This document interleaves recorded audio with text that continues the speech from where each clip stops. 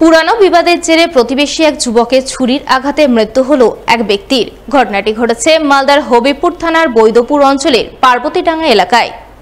জানা গেছে মৃত ব্যক্তির নাম নিবারণ ব্যানার্জি, বয়স আনুমানিক ৪৫ বছর এবং অভিযুক্ত যুবকের নাম উত্তম বিশ্বাস। মৃত ব্যক্তির পরিবারবর্গের অভিযোগ, নিবারণের সঙ্গে উত্তম বিশ্বাসের দীর্ঘদিন ধরেই গণ্ডগোল চলছিল। এর মধ্যে সম্প্রতি উত্তম বিশ্বাস নিবারণের স্ত্রীকে কটূক্তি করে, যার প্রতিবাদ করেন নিবারণ ব্যানার্জি। যা নিয়ে দুজনের মধ্যে চরম গণ্ডগোল হয়। সেই গণ্ডগোলের মীমাংসা করতে শুক্রবার গ্রামে সালিসি সভা বসার কথা ছিল, কিন্তু তার আগে বৃহস্পতিবার নিবারণ গ্রামে বসে তাস খেলছিলেন। ওই সময় অতর্কিতে উত্তম হামলা চালিয়ে ছুরির আঘাতে নিবারণকে জখম ও রক্তাক্ত করে বলে অভিযোগ। সঙ্গে সঙ্গে তাকে প্রথমে বুলবুলচন্ডী গ্রামীণ হাসপাতালে নিয়ে যাওয়া হয়, কিন্তু অবস্থা আশঙ্কাজনক থাকায় তাকে মালদা মেডিকেল কলেজ হাসপাতালে রেফার করা হয়। সেখানে চিকিৎসাধীন অবস্থায় বৃহস্পতিবার রাতে তার মৃত্যু হয়। এই ঘটনায় মৃত ব্যক্তির পরিবারের পক্ষ থেকে হবিবপুর থানায় লিখিত অভিযোগ দায়ের করা হয়। তবে ঘটনার পর থেকে অভিযুক্ত যুবক পলাতক বলে জানা গেছে। ওখানে কয়েকজন তাস খেলেছিল, ৮-১০ জন তাস খেলছিল। তাস খেলার পরে ও পিছনেতে আসে ভুজলি দিয়ে কোপ দেয়, কোপ দিলে পরে ওই করে পরে আমরা তখন যাইয়া গামছা দিয়ে বান্ধে টান দিয়া হসপিটালে পাঠাই দিই, বুলবুল হসপিটালে পাঠাই দিই। হসপিটাল থেকে আবার মালদা হসপিটালে পৌঁছে যায়। কারণ ওই এমনি একটু পারিবারিক সমস্যা নিয়ে। কীরকম সমস্যা? ওই যে পথ নিয়ে একটু গণ্ডগোল হয়েছিল, এই নিয়ে। অন্যদিকে পৈতৃক সম্পত্তির ভাগাভাগি ও টাকা পয়সা নিয়ে বিবাদের জেরে দাদা সহ তার পরিবারের হাতে নৃশংসভাবে খুন হলো ভাই। বৃহস্পতিবার রাতে চাঞ্চল্যকর ঘটনাটি ঘটেছে মালদার ইংরেজবাজার থানার শোভানগর অঞ্চলের দক্ষিণ ভবানীপুর গ্রামে।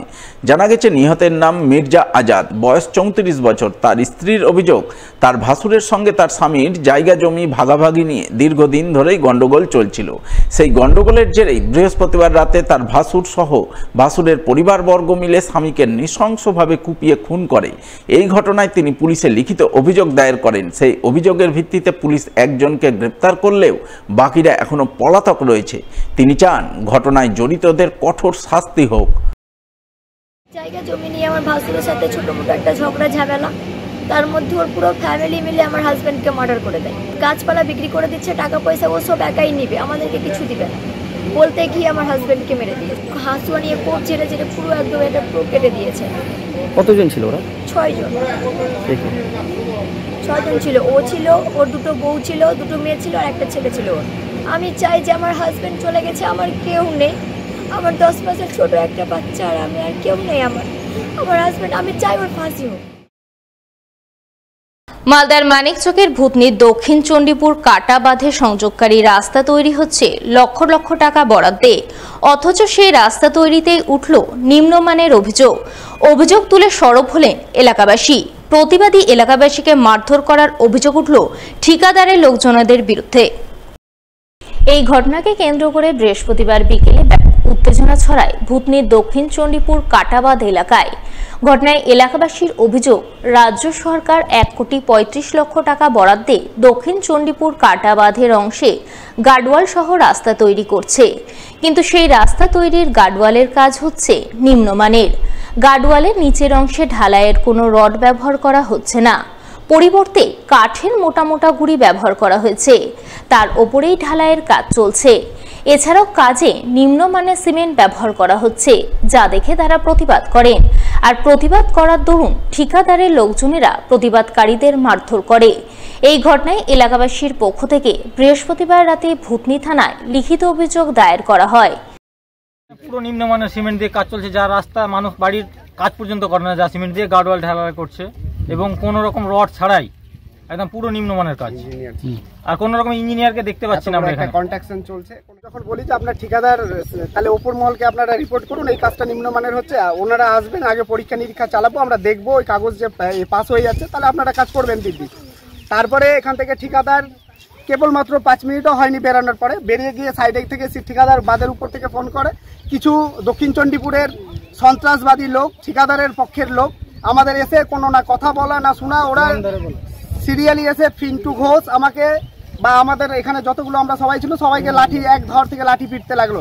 আমরা এই যে দুর্নীতির এগেন্স্টে মুখ খুলছি, আমরা দুর্নীতি যে কাজ করাচ্ছে এটা আমরা দুর্নীতি শিডিউল অনুযায়ী কাজ চাইছি বলে আমাদের ওপর মানে ওদের গুন্ডা যে ঠিকাদারের কিছু গুন্ডা আমাদের এসে এক ধর থেকে একতরফা না কোনো কথা বলেছে না, আমাদের সাথে কিছু না, একদম মারধর আর কোন রকম কথা। যদিও এলাকাবাসীর তোলা নিম্নমানের কাজের অভিযোগ সাফ অস্বীকার করেছেন ঠিকাদারের প্রতিনিধিরা।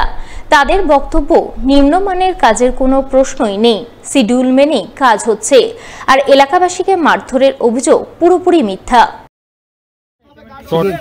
রড নেই তো, রড ছাড়াই হবে। হ্যাঁ, রড ছাড়াই হবে। রডের বদলে কাঠ দেওয়ার নিয়ম আছে না? কাঠের ভিতরে কাঠ দিয়েছেন আপনাদের মিস্ত্রি লেবারাই তো বললো কাঠ দিয়েছে না। কাঠ তো যেটা মাটি আছে সেই মাটির স্ট্রেংথ বাড়ানোর জন্য বল্লা পাইলিং করেছে।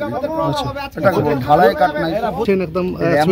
আমরা সিমেন্ট কিনছি টেস্ট রিপোর্ট দেখে, এবং র্যামকো পশ্চিমবঙ্গে চলছে সব জায়গাতেই। যদি না চলতো তাহলে তো আমরা তো পয়সা দিয়ে সিমেন্ট কিনছি, কোনো অসুবিধা নেই। তো এটা তো নিম্নমানের, এলাকাবাসী বলছে তো কোন জায়গাটায় নিম্নমানের আপনারাও দেখুন। সবাই তো ওপেন কাজ হচ্ছে, না দেখার কোনো না দেখাশোনা আমাদের সমস্ত স্টাফ মালদার, এখানকার কিছু লোকাল আছে আর বাকিটা মালদার। এটা এমন ধরনের একটা কাজ, সেন্সিটিভ কাজ, যে যদি জল আসে তাহলে এটা উড়ে যাবে। অতএব এখানে ইঞ্জিনিয়ারও প্রতি মুহূর্তে।